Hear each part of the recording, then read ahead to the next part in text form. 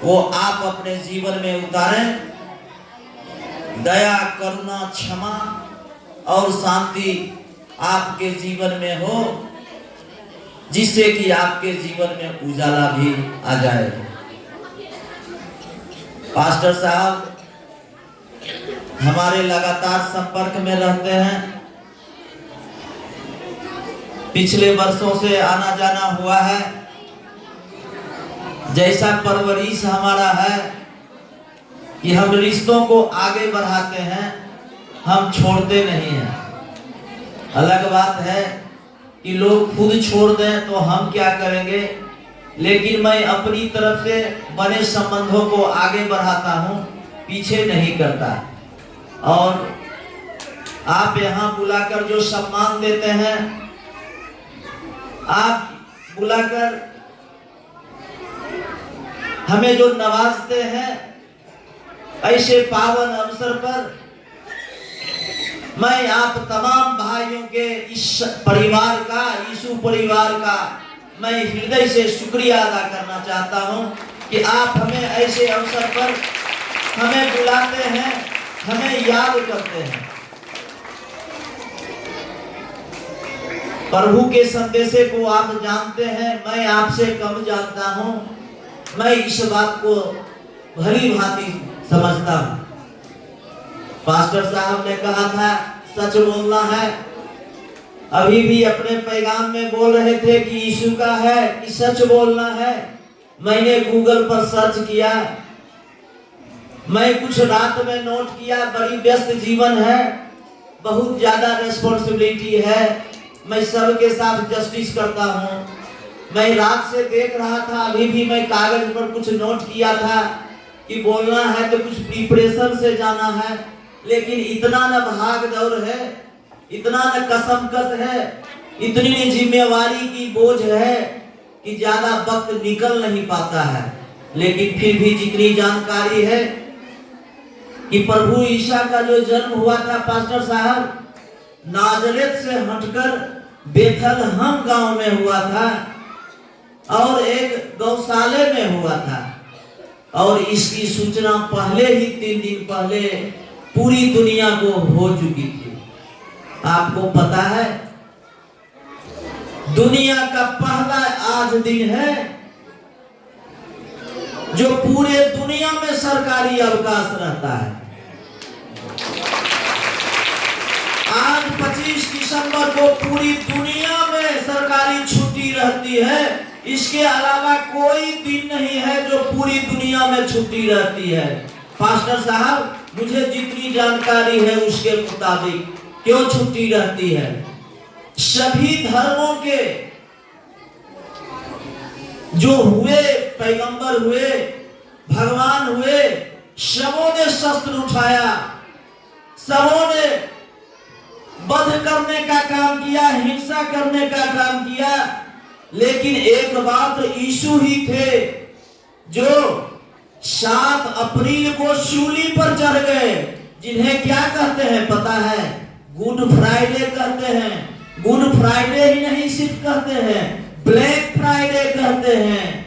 वहां सूली पर चढ़ाया गया। सूली पर क्यों चढ़ाया गया? जो क्रूर शासक था वहां का राजद्रोह न फैले, इसलिए इनको कहा कि सूली पर चढ़ा दो। और इनको तरह तरह का कष्ट दिया सूली चढ़ाने से पहले, और फिर 3 दिन के बाद इनका पुनर्जन्म हो जाता है। देखिए, और उसके बाद सबसे बड़ी बात क्या है? ये उस शख्स को, उस सल्तनत को इन्होंने क्षमा कर दिया कि हमें कोई शिकायत नहीं है, आपने मेरा जान भी लिया तो हमें आपसे कोई शिकायत नहीं है। इसलिए प्रभु का सबसे बड़ा संदेश है क्षमा करना। अगर कोई हमारे साथ अपराध किया, कोई गलती किया, तो आप उसे क्षमा कीजिए, आप उससे लड़ाई मत कीजिए, जुआ छोड़िए, नशा छोड़िए, किसी के जमीन पर ध्यान मत रखिए, आप पड़ोसी से बेहतर संबंध रखिए। यही प्रभु के संदेश हैं, पास्टर साहब आपको बताते होंगे। और सबसे बड़ी जरूरत आज क्या है? आज आप देखते होंगे प्रभु का संदेश है कि वो जो है चलाने वाला, इस संचालक पूरे ब्रह्मांड का वो एक है। सभी धर्मों का सार भी तो यही है कि पूरे ब्रह्मांड को जो संचालन करता है वो प्रभु एक है। और हम लोगों का एक यही इशू है, यही हम लोगों को आज समझना है कि नफरत का जो कारोबार चल पड़ा है, हर जगह नफरत है, हर जगह घृणा है। आज आपको पता है तुलसी पूजन दिवस भी है, श्रद्धेय अटल जी की भी आज जन्मदिन भी है, उसकी भी शुभकामना है। लेकिन मैरी क्रिसमस जी का आज जो जन्म दिवस है उस पर लोग नहीं देना चाह रहे हैं। गजब का ये नफरत का माहौल भरा है। आपको कहना चाहते हैं कि हम किसी धर्म को छोटा नहीं मानते, हम किन्हीं धर्म को अपमानित नहीं करते, हम सभी धर्मों का सम्मान करना चाहते हैं। हम चाहते हैं कि सभी धर्मों में लोगों को जो आस्था है, जो आराधना का माध्यम है, जो इबादत का तरीका है वो करें, लेकिन किन्हीं पर हम उंगली न उठाएं। हम मस्जिद भी जाते हैं, हम चर्च भी जाएंगे, हम मंदिर भी जाएंगे, गिरजाघर भी जाएंगे, लेकिन हम किसी को खराब नहीं कहेंगे। अपनी माता जी को भी माता जैसा सम्मान देते ही हैं, दूसरे के माता जी को भी माता जी का दर्जा देंगे। हम उन्हें गलत नहीं समझेंगे, न गलत कहेंगे। यीशु का ये भी संदेश है, आपके पास्टर साहब बोलते होंगे, इसलिए यीशु जी का जो संदेश है, आशा उम्मीद की रक्षा करना, सबों को लेकर चलना, दयालुता दिखाना, लोगों के बीच रहना, लोगों की सेवा करना, सबसे बड़ा धर्म है लोगों की सेवा करना। आज मैं आपके सामने पूरी शुक्रिया अदा करना चाहता हूँ यीशु मसीह जी का। जानते हैं मेरा पुनर्जन्म हुआ है नाजरेथ हॉस्पिटल में। मैं जीवन और मौत के बीच में लटक रहा था, बिल्कुल 4 दिन तक डायलिसिस पर था। तो आज वही नाजरेथ में हमारा पुनर्जन्म हुआ था। और जब मैं ठीक होकर डिस्चार्ज हो रहा था हॉस्पिटल से, तो माता जी ने कहा कि बेटा इन्हें प्रणाम करो। तो उस वक्त मैं बहुत छोटा था। ये कौन है? बहुत बड़ी मूर्ति थी वहां, आप लोग भी देखे होंगे। इन्हीं के आशीर्वाद से तुम्हें जीवन दान मिला है। इसलिए हम चाहेंगे आपसे, समाज में प्रेम फैले, समाज में खुशहाली आवे, समाज में एक दूसरे के प्रति मोहब्बत फैले, क्षमा करें, दया करें। यही प्रभु का सबसे बड़ा संदेशा है, यही सबसे बड़ा पैगाम होगा। आज की सार्थकता इस मीटिंग की यही है कि जो पास्टर साहब ने जो संदेश दिए हैं उन्हें घर घर ले जाएं, घर घर में जाकर घर से बाहर तक फैलाएं, तभी आज पास्टर साहब का इतना बड़ा प्रयास सफल होगा।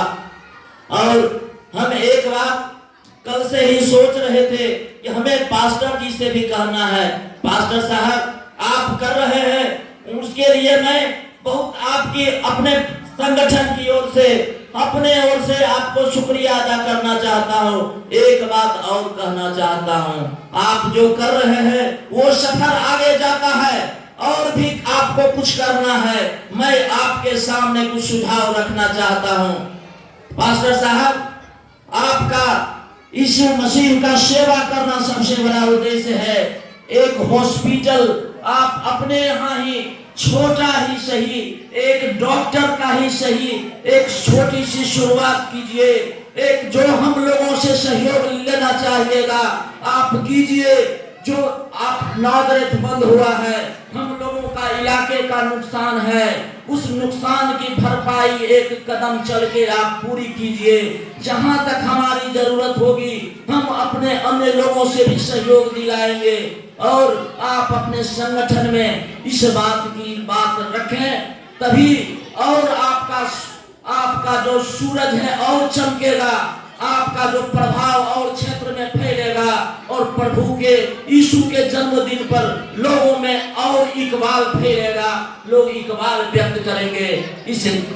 इसलिए हम आपको प्रभु यीशु के जन्मदिन के अवसर पर आपको हृदय तल से आभार प्रकट करते हैं। आप अपने सभी परिवार को कि आप मुझ जैसे छोटे आदमी को आमंत्रित करते हैं, और मैं आता भी हूँ और विश्वास दिलाता हूँ कि जब जब आप पुकारेंगे मैं आऊंगा, कभी आपको नहीं नहीं कहूंगा, क्योंकि मेरी भी कुछ व्यस्तता होती है।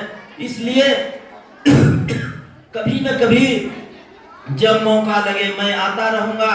और आपका ये दिन दुनी रात चौगनी आपका हो, आपका और बड़ा बृहद हो कार्यक्रम, आप ऐसी भी व्यवस्था करें, हम लोग आपके सहयोग में खड़े रहेंगे।